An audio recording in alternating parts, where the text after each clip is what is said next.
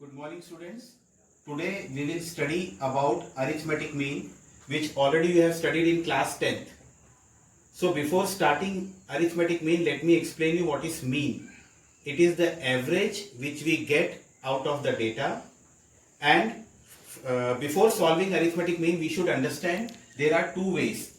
One is individual data and another is discrete or continuous data. So first we will study about individual data.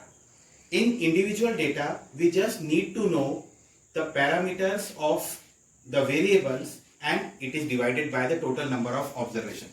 Suppose I am taking 10 observation. It means the marks of Hindi of 10 students. So n will be 10. And the sum total of the marks of 10 students of Hindi, that will be taken as summation of x. Let the marks of first student be x1, marks of second student be x2. When we add all 10 marks, it will get summation x. Suppose it is 192. For individual data, mean is always represented as x bar. So for individual data, the formula for mean is x bar equal to summation x upon n, where n is the number of observations and summation x is the sum total of the value or variable for which mean has to be calculated. So here x bar equal to summation x, that is 192 divided by number of observations 10. So the mean will be 19.2. It means the average marks of 10 students are 19.2. Now we will start for discrete and continuous data. Almost these both are same. Here discrete means the values are given, for example 5, 10, 15, 20, 25.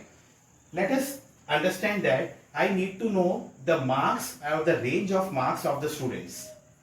So here the range, full range is not given, only it is given those who are getting 5 or nearby 5 will come under the category of 5. Those who are getting 10 or nearby 10, they will come under the category of 10. This is known as discrete data.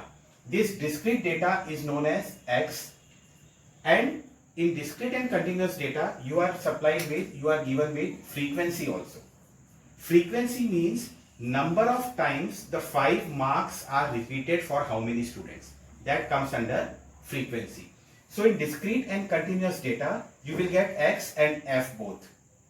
And the formula for discrete and continuous is same, that is x bar is equal to summation fx upon summation f. Whenever frequency is given, the total number of observations are summation f, and whenever frequency is not given, that is the individual data, the number of observations are known as n. So whatever n was there in individual data is summation f here. So either for discrete or for continuous, the formula remains same, that is x bar equal to summation f x upon summation f. This is the direct formula. Next formula is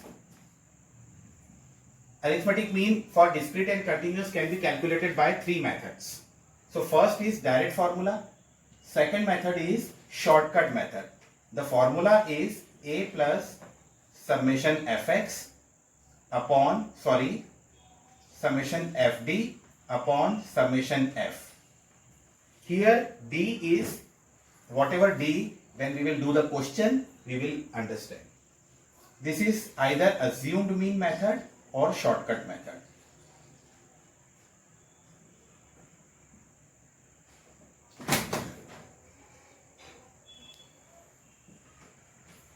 The third method is step deviation method. These methods you have already studied in class 10. So here it will be summation f d dash upon summation f into I or h. So these are the formula. What are these? We will understand when I will give you one question. So now first we will study this question by direct method. Now the easiest way is first you write the formula. X bar equal to summation fx. So first you write the formula, that is x bar equal to summation fx upon summation f. Now from the formula it is very clear what all things we need from the question. You have already given x, that is from the discrete data, and f, that is 12, 7, 9, 11 and 16. Now formula is summation of fx. It means we need fx here. So we will draw fx. 12 5s are 60, 10 7s are 70, 15 9s are 135, 11 into 20, 220. Then 25 into 16, 25 250, 25 into 5. So 25 into 16 is 400. Now we have to add fx. Fx means summation fx. So what is this? 400, 620, 720, 755, 825 and 885. It is 885. What is this? It is summation fx. And what is summation f? From here we can calculate 7 to 9, 18, 19, 6, 25. It is coming 55. So we have to just put the value x bar equal to summation fx is 885. This calculation has been done manually, maybe one or two number here and there it can be. So 885 divided by 55. So it is 16.09. Remember that whenever you are calculating mean, after decimal you should have 2-digit number. Then only your answer can be accurate. This same question can be converted it for the continuous. This is for the discrete. This is the discrete data. The same question can be converted to continuous. How it can be?